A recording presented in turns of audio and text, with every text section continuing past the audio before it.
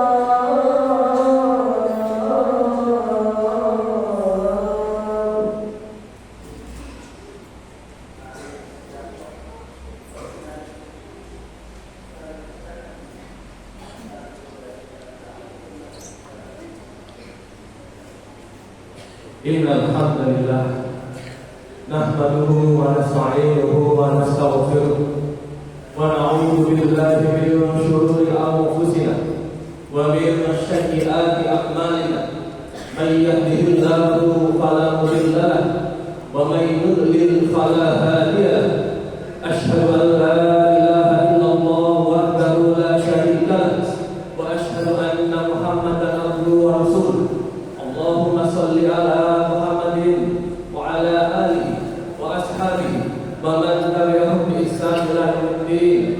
أوصيكم وإياي بتقوى الله فقد فاز المتقون كما قال الله تعالى في القرآن الكريم أعوذ بالله من الشيطان الرجيم يا أيها الذين آمنوا اتقوا الله حق تقاته ولا تموتن إلا وأنتم مسلمون يا أيها الذين آمنوا اتقوا الله وقولوا قولا سديدا يصلح لكم أعمالكم ويغفر لكم ذنوبكم ومن يطع الله ورسوله فقد فاز فوزا عظيما يا أيها الناس اتقوا ربكم الذي خلقكم من نفس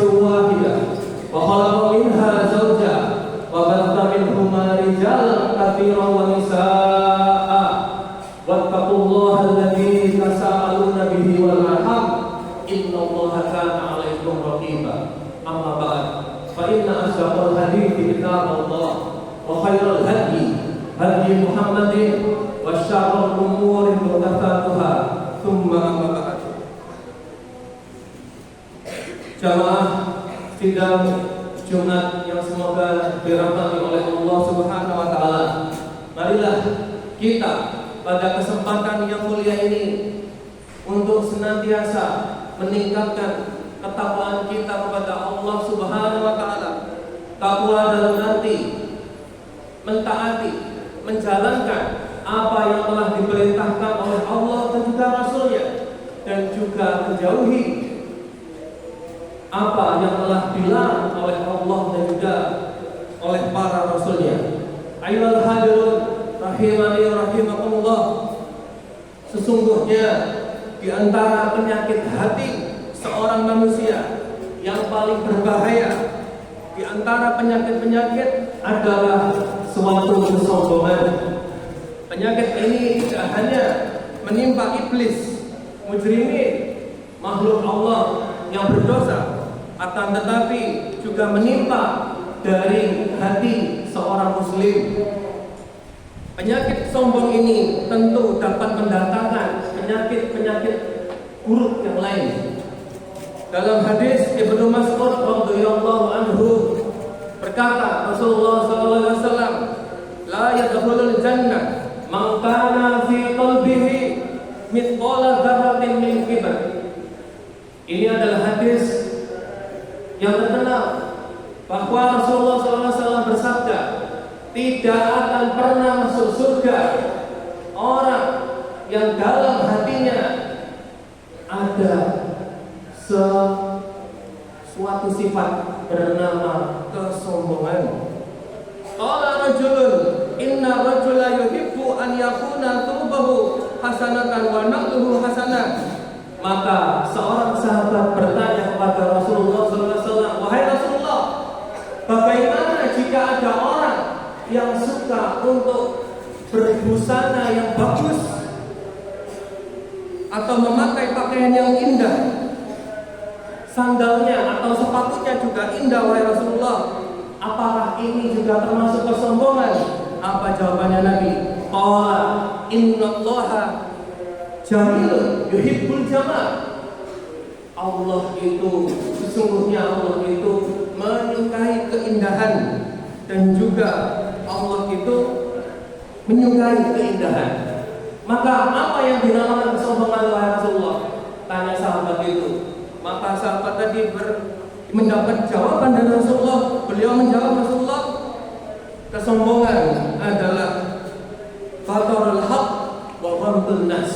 Kesombongan adalah menolak kebenaran dan juga meremehkan manusia. Ayyuhal hadirun rahimani rahimakumullah. Sesungguhnya kesombongan menghalangi seseorang ke dalam surga, tempat sebaik-baiknya tempat kita kembali. Meskipun kesombongan tersebut hanya sebiji darah. Ada yang menyebut di dalam bahasa Indonesia darah itu sebiji sawi. Akan tetapi jika kita melihat matahari di jendela rumah kita, kemudian ada debu yang itu pertembangan, itu juga dalam bahasa Arab juga termasuk darah, sesuatu yang kecil seperti debu, gak akan bisa membuat kita masuk surga. Bayangkan kalau kesombongan yang kita miliki sebesar batu, sebesar rumah, sebesar pohon, atau naudzubillah dari dzalik, kita punya kesombongan sampai sebesar gunung.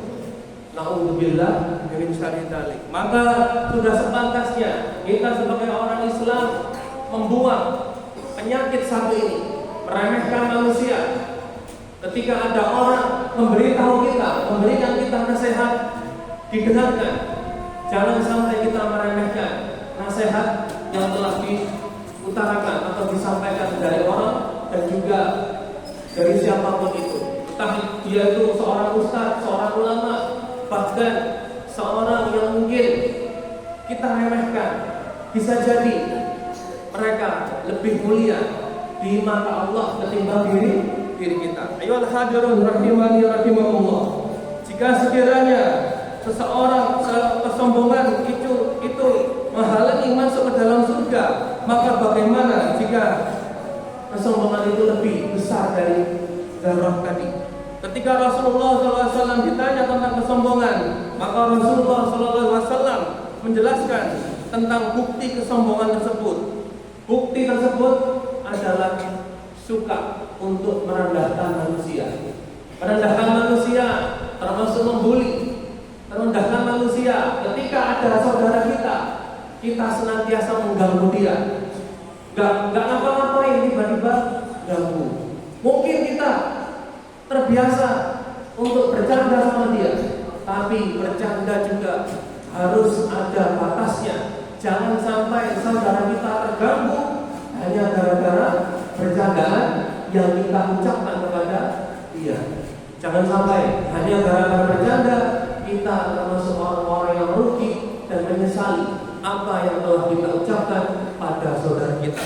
Ayolah hadirun rahimani rahimakumullah. Jika seseorang mendapati dirinya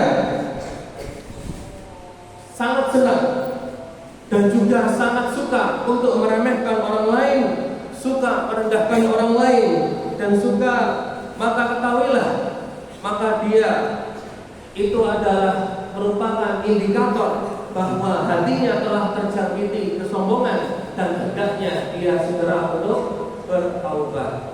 Ayolah hadirin rahimani rahimakumullah. Dalam hadis yang lain disebutkan dari Iyad bin Himar radhiyallahu anhu mengatakan, Rasulullah bersabda, "Qama fina Rasulullah sallallahu alaihi wasallam." Suatu hari Rasulullah berdiri di tengah-tengah manusia. Beliau berkhutbah. Rasulullah sallallahu alaihi wasallam mengatakan, "Sesungguhnya Allah mewahyukan kepadaku agar kalian tawadhu." Apa itu tawadhu, Ustaz? Tawadhu adalah merendahkan diri di hadapan Allah, agar tidak seorang pun berbangga diri atas orang lain, dan juga agar tidak seorang pun berlaku zalim terhadap orang yang lain.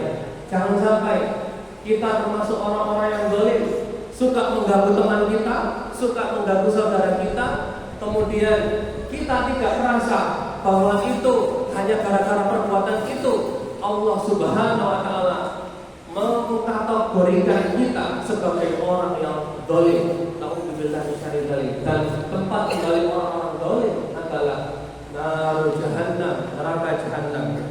Nauzubillah min syarri dzalik. Kemudian apa yang harus kita lakukan? Maka Rasulullah SAW mengatakan, al-muslimu akhul muslim. Sesungguhnya seorang muslim yang satu adalah saudara bagi muslim yang lain. La yadlimuhu wa la yahduluhu. Dia tidak boleh menyakiti, merendahkan atau menghina dengan saudara yang lain. Dan juga takwa itu ada di sini. Rasulullah SAW dalam hadis ini itu digambarkan memegang hatinya, memegang jantungnya. Takwa hahuna. Takwa itu letaknya di sini. Tidak ada orang yang tahu kecuali Allah Subhanahu wa taala yang mengetahui ketakwaan kita. Takwa itu ada di sini, di hati kita. Maka seseorang telah dianggap berbuat jahat apabila ia sering menghina saudaranya sesama muslim, dan muslim yang satu dengan yang lainnya haram darahnya, hartanya, dan juga kehormatannya. Jangan sampai kita menjadi orang yang suka untuk mengambil hak saudara kita, atau dalam hal ini maksudnya mencuri atau mengambil barang yang dimiliki oleh saudara kita, teman kita. Nauzubillah min syarri dzalik. Penafsiran yang pertama dari hadis yang ini adalah Rasulullah SAW mengingatkan kepada kita agar jangan merendahkan, meremehkan orang lain. Yang kedua adalah bisa jadi ada seseorang yang dari luar, dia itu mungkin jelek, mungkin lebih miskin dari kita, akan tetapi tidak ada yang tahu bahwa orang itu ternyata di mata Allah, di hadapan Allah ternyata mulia. Innallaha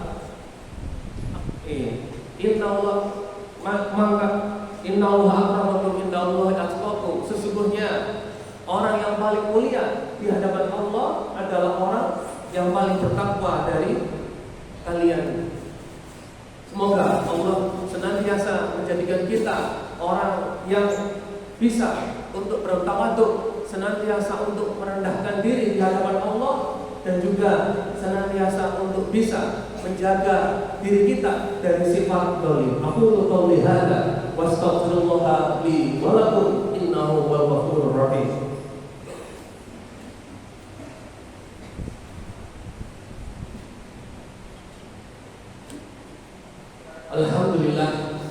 Alhamdulillahilladzi arsala rasulahu bil huda wa dinil haqq liyudhhirahu 'alad dini kullihi walau karihal kafirun walau karihal musyrikun. Asyhadu an la ilaha illallah wahdahu la syarika lah wa asyhadu anna Muhammadan abduhu wa rasuluh. Para hadirin khutbah Jumat Masjid Al-Husna yang semoga dirahmati oleh Allah Subhanahu wa taala. Kita tahu bahwa akhir-akhir ini ada saudara-saudara kita yang tertimpa musibah di tetangga kita.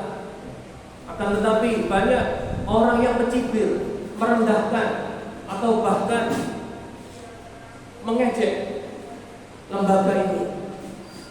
Maka juga sudah sepantasnya tahu apa yang harusnya kita lakukan ketika ada saudara kita, apalagi itu orang Islam, sesama Muslim, ketika dia dikasih Allah musibah, bukan berarti orang itu jauh lebih rendah, jauh lebih berdosa dari kita, bukan.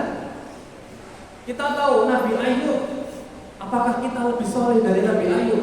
Nabi Ayub alaihissalam dikasih Allah penyakit. Nabi Yunus dikasih ujian oleh Allah Subhanahu wa taala berupa apa? Puasa di perutnya ikan.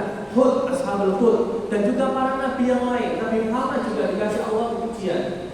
Maka jangan kita itu merendahkan saudara kita yang mungkin dikasih Allah musibah, terus kita, ini gara-gara dosa apa ini? Astagfirullah. Jangan sampai kita ini menjadi orang yang suka untuk merendahkan orang lain hanya gara-gara apa? Dia tertimpa musibah. Bisa jadi dengan musibah itu Allah mengangkat derajatnya, dan bahkan derajatnya jauh lebih baik dari kita. Bisa jadi asa an takrahu syai'an wa huwa khairun lakum, wa asa an takrahu syai'an wa huwa khairun lakum. Bisa jadi sesuatu yang dia itu kamu anggap jelek itu baik bagi Allah, dan bisa jadi sesuatu yang jelek di matamu itu lebih bagus di mata Allah Subhanahu wa taala.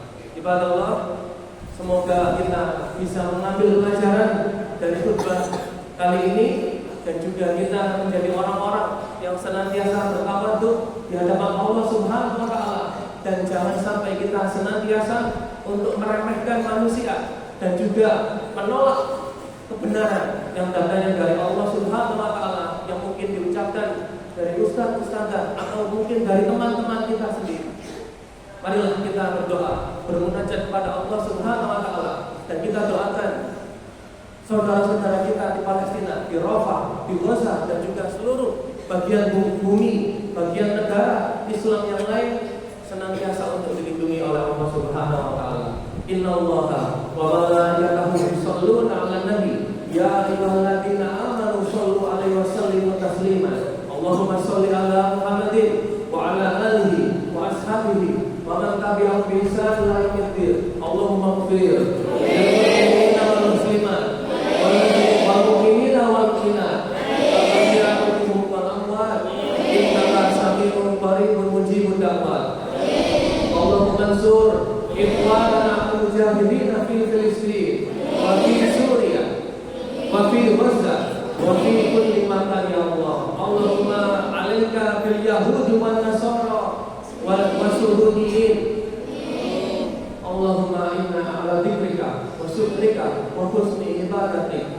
Rabbana la tu'akhidna إن نسينا أو أخطأنا ربنا ولا تحمل علينا إصرا كما حملته على الذين من قبلنا ربنا ولا تحملنا ما لا طاقة لنا به واعف عنا واغفر لنا وارحمنا أنت مولانا فانصرنا على القوم الكافرين ربنا آتنا في الدنيا حسنة وفي الآخرة حسنة وقنا عذاب النار عباد الله إن الله يأمركم بالعدل والإحسان وإيتاء ذي القربى وينهى عن الفحشاء والمنكر